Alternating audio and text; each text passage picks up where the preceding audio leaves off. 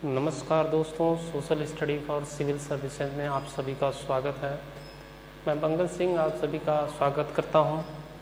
आज जो हमारा टॉपिक है संविधान के क्रम में, तो संविधान के क्रम में जो आज का टॉपिक है हमारा वो है मूल कर्तव्य। तो मूल कर्तव्य के बारे में हम अध्ययन करेंगे। मूल कर्तव्य वास्तविक संविधान में यानी मूल संविधान में मूल कर्तव्य की चर्चा नहीं की गई। मूल कर्तव्य की विचारधारा सबसे पहले इंदिरा की सरकार यानी इंदिरा गांधी जी की सरकार में ये आत्मसात किया गया और यह विचार आया कि क्यों न संविधान में मूल कर्तव्यों की भी विचार रखे जाएं और कुछ नागरिकों के कुछ कर्तव्य भी होने चाहिए। जैसे मान लीजिए कि मूल अधिकार तो था ही था, लेकिन सरकार यह चाहती थी कि नागरिक अपने मूल कर्तव्यों का भी निर्वहन करें, यानी एक नागरिक होने की हैसियत से उन्हें कर्तव्यों का भी निर्वहन करना आवश्यक है। इस दृष्टिकोण को ध्यान में रखते हुए तत्कालीन सरकार ने यानी इंदिरा गांधी जी की सरकार ने मूल कर्तव्यों को लेके संविधान में शामिल करने का विचार रखा और उसके लिए इंदिरा सरकार ने यानी इंदिरा गांधी जी की सरकार ने सरदार स्वर्ण सिंह की अध्यक्षता में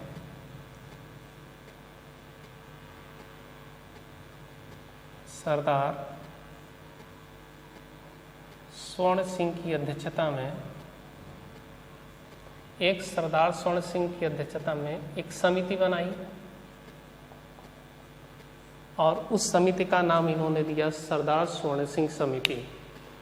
तो दोस्तों, सरदार स्वर्ण सिंह की समिति का एक जो उनका लक्ष्य था या उनको जो सिफारिशें देनी थी वो कर्तव्य को लेके थी। उनको ये कहा गया, उस समिति से ये रिपोर्ट मांगी गई कि आप नागरिकों के कुछ कर्तव्यों की चर्चा आप करिए या सुझाव दीजिए जो विभिन्न देशों में यानी जैसे तत्कालीन अगर परिस्थिति में देखें, क्योंकि मूल कर्तव्य को जोड़ा गया 1976 में, तो 1976 के पहले अगर 1971 में देखें जब बांग्लादेश का निर्माण हुआ, पाकिस्तान के साथ हमारा युद्ध हुआ था और उसमें हम विजयी हुए थे। ऐसे सिचुएशन में सोवियत संघ यानी कि रूस इंदिरा सरकार के समर्थन में खड़ा हुआ था, इसलिए रूस की विचारधारा को कहीं न कहीं इंदिरा गांधी की सरकार ने उसको ग्रहण करने का प्रयास किया और उसी के क्रम में आप देखेंगे कि मूल कर्तव्य की जो विचारधारा है मूल कर्तव्य की जो विचारधारा है वो सोवियत संघ से ही लिया गया। तो ये एक वन लाइनर क्वेश्चन ये बन जाता है कि जो संविधान में मूल कर्तव्य की जो विचारधारा ली गई वो कहाँ से ली गई, तो यूएसएसआर यानी सोवियत संघ यानी कि रूस के संविधान से हमारे संविधान में मूल कर्तव्यों को ग्रहण किया गया है। मूल कर्तव्यों की विचारधारा हमने रूस के संविधान से ग्रहण किया। हालांकि रूस के संविधान का जो विचारधारा थी नागरिकों को कर्तव्य को लेके, सरदार स्वर्ण सिंह उसी स्थिति में चल रहे थे, यानी कि रूस की चीज़ों को ही स्टडी कर रहे थे, रूस के संविधान को ही स्टडी कर रहे थे। और उन्होंने यानी सरदार स्वर्ण सिंह ने सन 1976 में अपनी रिपोर्ट देते हैं और रिपोर्ट में वो कहते हैं कि भारतीय नागरिकों के पास 8 प्रकार के मूल कर्तव्य होने चाहिए। कितने प्रकार के मूल कर्तव्य होने चाहिए? 8 प्रकार के मूल कर्तव्य होने चाहिए। ऐसा सुझाव दिया था सरदार स्वर्ण सिंह समिति ने। उन्होंने कहा कि 8 प्रकार के नागरिकों के मूल कर्तव्य होने चाहिए। अब समझना ये है कि मूल कर्तव्य की विचारधारा की ज़रूरत क्या थी। तो ज़रूरत हमने पहले भी बताया कि नागरिकों को अधिकार तो मिल चुके थे, फंडामेंटल राइट्स तो मिल चुके थे, लेकिन कुछ फंडामेंटल ड्यूटीज़ भी होनी चाहिए थी, यानी कि मूल कर्तव्य भी होना चाहिए था ताकि कि व्यक्ति के नैतिक निर्माण की भावना जगे और नैतिक निर्माण हो और साथ ही साथ राष्ट्र का भी कल्याण हो। इसी क्रम में देखेंगे कि भाग 3, भाग 4, भाग 4 क यानी भाग 4 क में ही मूल कर्तव्य को सम्मिलित किया गया और सरदार स्वर्ण सिंह समिति के रिपोर्ट के आधार पे ही मूल कर्तव्यों को हमारे संविधान में जोड़ा गया। इसी की दिशा में देखें तो जब 42वां संविधान संशोधन हुआ 1976 में 42वां संविधान संशोधन जब हो रहा था, तो उस समय जो विधि निर्माता रहे यानी जो संसद में बैठे रहे विधि निर्माता रहे, उन्होंने इस 8 प्रकार के मूल कर्तव्यों में 2 को प्लस कर दिया और उस समय उन्होंने 10 प्रकार के मूल कर्तव्यों को शामिल कर लिया, यानी 10 प्रकार के मूल कर्तव्यों को शामिल कर लिया गया 42वें संविधान संशोधन 1976 के अंतर्गत। तो ये प्रश्न बनता है कि सरदार स्वर्ण सिंह समिति के अंतर्गत कितने मूल कर्तव्य थे? 8 प्रकार के मूल कर्तव्य थे। जो संवैधानिक संशोधन के माध्यम से मूल कर्तव्य को जोड़ा गया तो कितने मूल कर्तव्य थे? तो कुल कितने थे? 10 मूल कर्तव्य थे। लेकिन अगर वर्तमान की संख्या पूछी जाए, अगर पूछा जाए वर्तमान में कितनी संख्या है, वर्तमान में मूल कर्तव्यों की कुल संख्या 11 है। कितना है दोस्तों? 11 है। आगे अभी चर्चा करेंगे कि 11वां मूल कर्तव्य कौन सा है, बड़ा चर्चा है, ये इस पर भी प्रश्न बनते हैं। तो पहले हम इसको देख लेते हैं, फिर इस पर थोड़ी सी और गहराई में अगर जाने का प्रयास करें मूल कर्तव्य की और क्या चीज़ें रहीं। तो मूल कर्तव्य की विचारधारा गांधी जी के संवाद से भी, उनके स्टेटमेंट से भी हम जान सकते हैं। गांधी जी ये कहते रहे हैं कि व्यक्तियों के अधिकार उनके कर्तव्य में निहित हैं, यानी कर्तव्य के माध्यम से ही व्यक्ति अपने अधिकार पा सकता है। यानी संविधान का एक हिस्सा कहीं न कहीं कर्तव्य को लेकर शुरुआती दौर में मौन था, लेकिन जैसे ही जैसे समय बीतता गया, सरकारें आती गईं, सरकारें बदलती रहीं, नए नए विचारधाराएं आती रहीं और संविधान में संशोधन होते रहे। इसी क्रम में मूल कर्तव्यों को जोड़ा गया 42वें संविधान संशोधन 1976 में। और 1976 में सभी जानते हैं इंदिरा गांधी जी की सरकार थी, कांग्रेस की सरकार थी। तो कांग्रेस ने 1976 में 42वें संविधान संशोधन में इसको जोड़ने का प्रयास किया और जोड़ा भी। और साथ ही साथ 42वें संविधान संशोधन को हम लोग मिनी संविधान या मिनी कॉन्स्टिट्यूशन के नाम से भी जानते हैं। लघु संविधान, इसको हिंदी में कह सकते हैं लघु संविधान। लघु संविधान की बात जब संविधान वाले संशोधन के हिस्से को हम पढ़ेंगे तो वहाँ पे भी हम चर्चा करेंगे। तो यहाँ से कुछ चीज़ें निकल के आई। और एक और चीज़ थी इसमें, सरदार स्वर्ण सिंह समिति के साथ साथ सन 1998 में वर्मा समिति बनी। कौन सी समिति बनी? वर्मा समिति। वर्मा समिति आप सभी जानते हैं या नहीं जानते तो जान लीजिए। वर्मा समिति 1998 में इसको बनाया गया और 1998 में ये सुझाव देने का प्रयास करने के लिए समिति बनाई गई कि आप मूल कर्तव्यों के अंतर्गत कुछ जो कमियां हैं या जो उसमें सुधार की आवश्यकता है उस पर आप सुझाव दे सकते हैं। तो बेसिक तौर पे इस समिति ने एक संक्षेप में हम बताएं, पूरा डिटेल में तो नहीं बता सकते, लेकिन ये संक्षेप में जान लीजिए कि वर्मा समिति की रिपोर्ट थी। वर्मा समिति ने जो कर्तव्य के अंतर्गत जो शिक्षा के प्रावधानों को सम्मिलित किया गया, प्राथमिक शिक्षा के अंतर्गत, उच्च शिक्षा के अंतर्गत और माध्यमिक शिक्षा के अंतर्गत जो शिक्षण संस्थाएं थीं उनके अंदर जो कर्तव्यों को लेके जो विरोधाभास था, जो चीज़ें टकरा रही थी मूल अधिकार और कर्तव्य के बीच में, तो यहाँ पे इस रिपोर्ट में समझाने का प्रयास किया है। तो लेकिन बस उसमें बहुत ज़्यादा ध्यान नहीं देना है कि वर्मा समिति किससे संबंधित है, बस इतना जान लीजिए मूल कर्तव्य से संबंधित है, मूल कर्तव्य से संबंधित है। बस इतना एक लाइन के लिए जानना ज़रूरी है। तो दोस्तों ये थोड़ा सा हो गया मूल कर्तव्य की जो पृष्ठभूमि रही है, संवैधानिक पृष्ठभूमि रही है, उस पर हमने थोड़ा सा आपका ध्यान आकृष्ट कराया है। थोड़ा सा इसे नोट डाउन कर लीजिए, स्क्रीनशॉट ले लीजिए, फिर आगे हम इसके पूरे मूल कर्तव्य की पूरी व्याख्या करते हैं। तो दोस्तों अभी हमने देखा कि मूल अधिकार का क्या पृष्ठभूमि रही है, उसका क्या इतिहास रहा है, किन परिस्थितियों में भारत में जोड़ा गया, भारत के संविधान में जोड़ा गया और उसमें कौन कौन सी समितियां रहीं और समय समय पर क्या बदलाव हुआ, इस पे हमने थोड़ा सा फ्रेमिंग कर लिया है थोड़ी देर पहले। अब हम देखते हैं मूल कर्तव्यों का जो कुल संख्या वर्तमान में 11 है, जैसा कि हमने बताया था। उसी वर्तमान में जो मूल कर्तव्यों की संख्या 11 है, उन्हीं में से 7 मूल कर्तव्यों को अभी देख लेते हैं, फिर थोड़ा सा इसको नोट डाउन करके फिर आगे वाला भी हम 11 तक का जो क्रम है उसको देख लेते हैं। इनका क्रम याद रखना बहुत ही महत्वपूर्ण है, क्योंकि परीक्षाओं में जो ट्रेडिशनल टाइप के क्वेश्चन उसका थोड़ा सा दायरा बढ़ा दिया गया है, परीक्षा पैटर्न बदल दिए गए हैं। क्योंकि पैटर्न जब बदल रहा है तो परीक्षार्थियों की तैयारी करने का जो स्ट्रेटजी है, जो उनकी रणनीति है, उसको भी बदलना होगा। यानी अब हमें स्मार्ट स्टडी करनी है, इस तरह से स्टडी करनी है ताकि हमारे नज़र में सारे तरह के प्रश्न रहें, हर तरह से हम तैयार रहें, तथ्यों के आधार पे, विश्लेषण के आधार पे, या यूँ कहें कि कॉन्सेप्चुअल बेस्ड पे भी हमें तैयार रहना है। तो दोस्तों शुरू करते हैं मूल कर्तव्य का क्रमवार किस प्रकार से इसमें संविधान में वर्णित है, इस पे भी चर्चा करेंगे। तो पहले थोड़ा सा हम ये भी देख लें, क्योंकि हमने बताया था कि 42वें संविधान संशोधन हुआ था। तो 42वां संविधान संशोधन जब हुआ तो 42वें संविधान संशोधन में 42वें संविधान संशोधन 1976 में दो चीज़ें जोड़ी गई दोस्तों।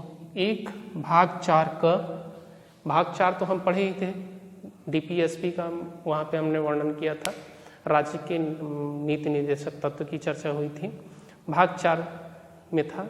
लेकिन जब भाग 4 में 36 से लेके अनुच्छेद 51 तक था, तो जब 51 के बाद का क्रम है, यानी 51 का, उसमें एक क्लास जोड़ा गया, 51 का जोड़ा गया, लेकिन साथ ही साथ एक भाग भी अंगीकृत किया गया, उसमें जोड़ा गया संविधान में 42वें संविधान संशोधन के द्वारा।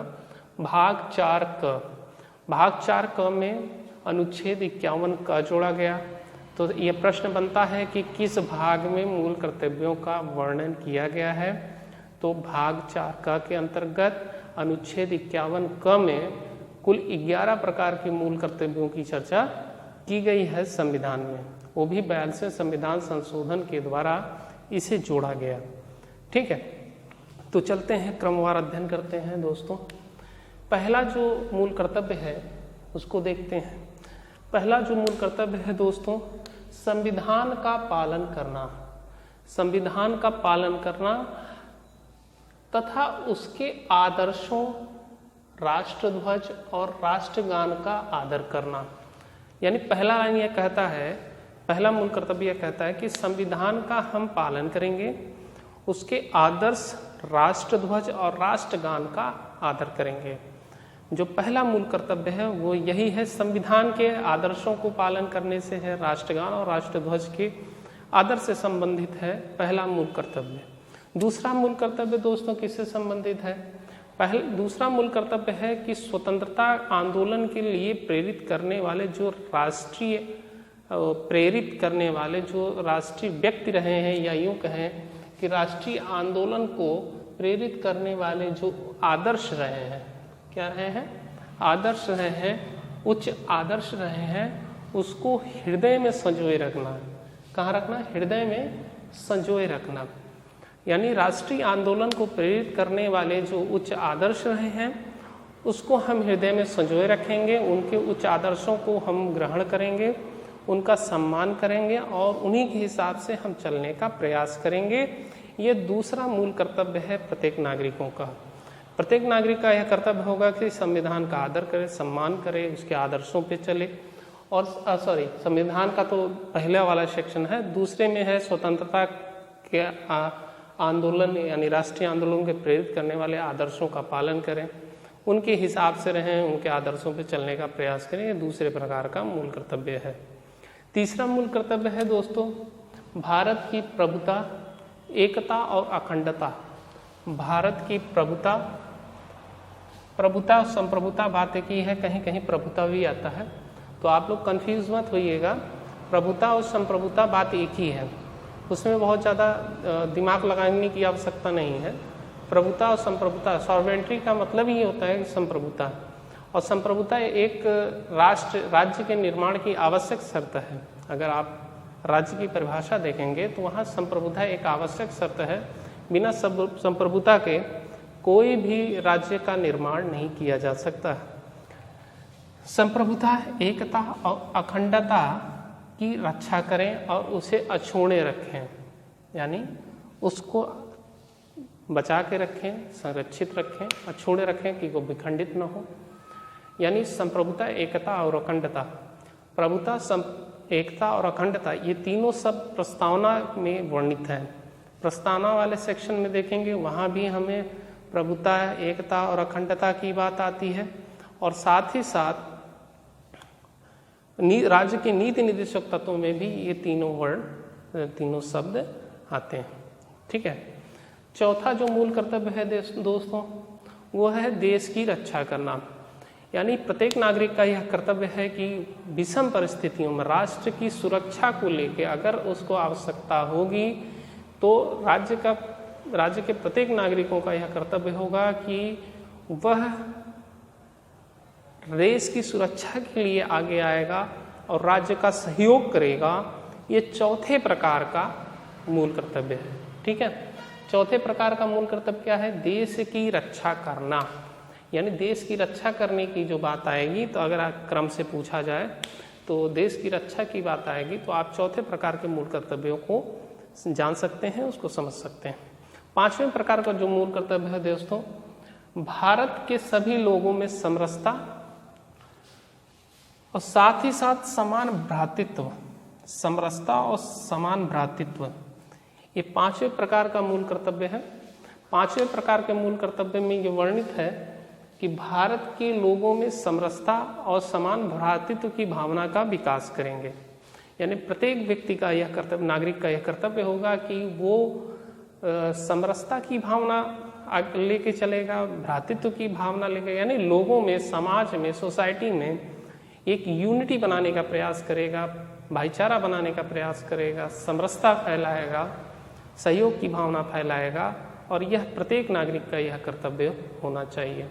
ये पांचवें प्रकार का मूल कर्तव्य है। छठे प्रकार के मूल कर्तव्य की चर्चा करें तो हमारे सामाजिक संस्कृतियों, सामाजिक संस्कृति मतलब जो वर्तमान में चल रही हैं, जो तत्कालीन संस्कृतियां हैं, संस्कृति मतलब कल्चर है, जो सामाजिक संस्कृति की गौरवशाली परंपरा है, उसको महत्व समझें और उसका परिरक्षण करें। यानी उसके महत्व को समझना है और साथ ही साथ उसको सुरक्षित रखना है, उसको संरक्षित रखना है, उसका परिरक्षण करना, उसकी रक्षा करना है। यह छठे प्रकार का मूल कर्तव्य है। छठे प्रकार का मूल कर्तव्य क्या है दोस्तों? छठे प्रकार का मूल कर्तव्य यह है कि वह सामाजिक संस्कृतियों की गौरवशाली परंपराओं को संरक्षित रखने का प्रयास करेगा। सातवें प्रकार का जो मूल कर्तव्य है, सातवें प्रकार का जो मूल कर्तव्य है, वो सभी जानते हैं कि पर्यावरण परिरक्षण से है, पर्यावरण संवर्धन से है, और साथ ही साथ वन्य जीव सुरक्षा को लेके भी यह प्रत्येक नागरिक का कर्तव्य होगा कि पर्यावरण में पलने वाले जितने भी वन्य जीव हैं उनकी सुरक्षा करने का प्रयास करेगा, यह उनका कर्तव्य होगा। पर्यावरण संवर्धन की बात सातवें प्रकार के मूल कर्तव्य में आता है। पर्यावरण संवर्धन की बात या उसके रक्षण की बात या वन्य जीवों की सुरक्षा की बात अगर देखें दोस्तों, तो मौलिक कर्तव्य में सातवें नंबर के क्रम पे है। तो क्रम हमें बहुत ही स्पष्ट रूप से याद होने चाहिए। पहला, संविधान का पालन करेंगे। दूसरा, स्वतंत्रता के लिए राष्ट्रीय आंदोलनों को प्रेरित करने वाले आदर्शों का सम्मान करेंगे। देश की प्रभुता, एकता और अखंडता को बनाए रखेंगे। देश की रक्षा करेंगे। सभी लोगों में समरसता तथा भ्रातृत्व की भावना का विकास करेंगे। सामाजिक संस्कृति की गौरवशाली परंपरा को अछूने या परिरक्षित करेंगे। पर्यावरण का संवर्धन करेंगे और वन्य जीवों की सुरक्षा करने का प्रयास करेंगे। यह प्रत्येक नागरिक का कर्तव्य होगा। तो 7 प्रकार के मूल कर्तव्य हमने यहाँ बता दिए हैं, इसको लिख लीजिए या स्क्रीनशॉट ले लीजिए, फिर इसके बाद का जो क्रम होगा उस पर हम चर्चा करते हैं।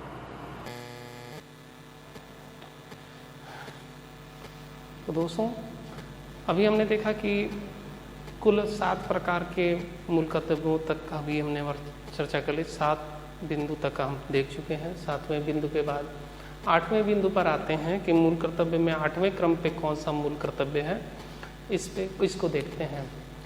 वैज्ञानिक 8वें क्रम का जो है, वैज्ञानिक दृष्टिकोण और ज्ञानार्जन की भावना का विकास करेंगे।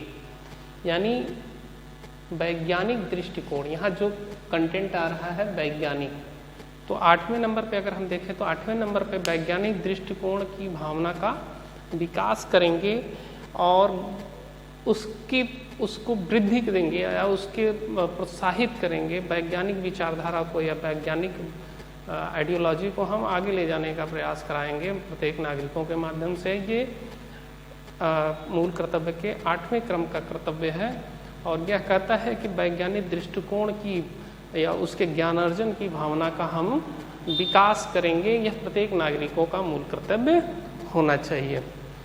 9वें क्रम का जो मूल कर्तव्य है मित्रों, सार्वजनिक संपत्ति की रक्षा करेंगे।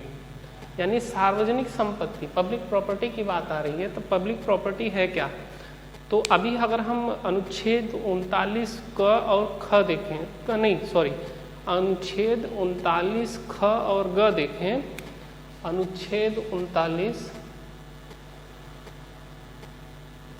ख तथा ग देखें तो वहाँ पे संपत्ति को लेके बंटवारे की बात है। मतलब सार्वजनिक संपत्ति का बंटवारा कैसे हो, या सार्वजनिक संपत्ति के बंटवारे में सबको समान वितरण होना चाहिए, धन का समान वितरण होना चाहिए, यह 2 अनुच्छेद कहता है। और यह राज्य का कर्तव्य है क्योंकि ये नीति निर्देशक तत्व के अंतर्गत है। लोक कल्याणकारी राज्य की स्थापना के लिए राज्य का यह कर्तव्य होगा कि इस अनुच्छेद के अंतर्गत वो सार्वजनिक संपत्ति का समान वितरण करे। वहीं सार्वजनिक संपत्ति की संरक्षक की बात आएगी, उसकी रक्षा की बात आएगी, तो आप मूल कर्तव्य को समझ सकते हैं कि संपत्ति की बात, सार्वजनिक संपत्ति की बात नीति निर्देशक तत्व में भी है, सार्वजनिक संपत्ति की बात मूल कर्तव्य के अंतर्गत भी है।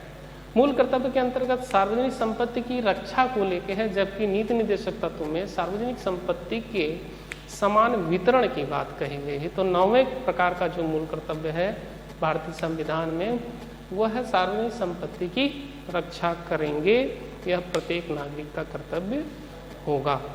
10वें क्रम का जो मूल कर्तव्य है दोस्तों, व्यक्तिगत तथा सामूहिक गतिविधियों, व्यक्तिगत तथा सामूहिक गतिविधियों के सभी क्षेत्रों को, यानी जो इंडिविजुअल होगा और जो एक संघ के रूप में होगा, एक सामूहिक रूप से होगा, इन दोनों प्रकार की जो गतिविधियां हैं उनके उत्कर्ष, उनको बढ़ाने का हम प्रयास करेंगे। एक प्रत्येक नागरिक का कर्तव्य होगा और यह कर्तव्य 10वें नंबर के क्रम का कर्तव्य है। 11वां जो मूल कर्तव्य है, ये मूल कर्तव्य के 42वें संविधान संशोधन के अंतर्गत जोड़े जाने वाले क्रम में नहीं था। 11वां जो मूल कर्तव्य जोड़ा गया, ये 86वें संविधान संशोधन सन 2002 के अंतर्गत इसको जोड़ा गया। ऐसा इसलिए किया गया क्योंकि फंडामेंटल राइट्स यानी मूल अधिकार के अंतर्गत शिक्षा के अधिकार को जोड़ा जा रहा था। राइट ऑफ एजुकेशन की बात हो रही थी, तो राइट ऑफ एजुकेशन में जब बदलाव हो रहा था तो वहाँ पे नीति निर्देशक तत्व के अंतर्गत भी बदलाव हुआ अनुच्छेद 45 में। साथ ही साथ 21 क में भी बदलाव हुआ, 21 क जोड़ा गया जिसके अंतर्गत आप देखेंगे शिक्षा के मूल अधिकार को जोड़ा गया। और साथ ही साथ मूल कर्तव्य में भी 11वें क्रम का मूल कर्तव्य जोड़ दिया गया और यह कहा गया कि 6 से 14 वर्ष के बालकों के लिए 6 से 14 वर्ष के बालकों के लिए प्रत्येक अभिभावक अथवा माता पिता का यह कर्तव्य होगा कि वह 6 से 14 वर्ष के बालकों को प्राथमिक शिक्षा उपलब्ध कराए। और यह कर्तव्य होने के नाते यह एक मौलिक अधिकार भी है और साथ ही साथ राज्य की व्यवस्था में भी है। लेकिन राज्य की व्यवस्था में 6 से 14 नहीं थी लोक कल्याणकारी राज्य की स्थापना के लिए। अगर डीपीएसपी में देखेंगे तो डीपीएसपी में जो 45वां अनुच्छेद है, अनुच्छेद 45 में आप ध्यान देंगे, पिछले वीडियो में अगर जाएंगे आप तो अनुच्छेद 45 के अंतर्गत 0 से 6 वर्ष के बालकों की शिक्षा की बात कही गई है, जबकि यहाँ पे 6 से 14 वर्ष के बालक की बात कही गई। और वहीं 21 अनुच्छेद 21 का में 6 से 14 वर्ष के बालक की बात कही गई कि वह प्रत्येक बालक का यह अधिकार होगा कि वह 6 से 14 वर्ष तक निःशुल्क और अनिवार्य शिक्षा ग्रहण कर सके। तो ठीक है, तो यहाँ पे 2-3 चीज़ें आ रही कि 11वां जो मूल कर्तव्य जोड़ा गया दोस्तों, ये 86वें संविधान संशोधन 2002 में जोड़ा गया। ठीक है, तो 86वें संविधान संशोधन 2002 के अंतर्गत 11वां मूल कर्तव्य जोड़ा गया,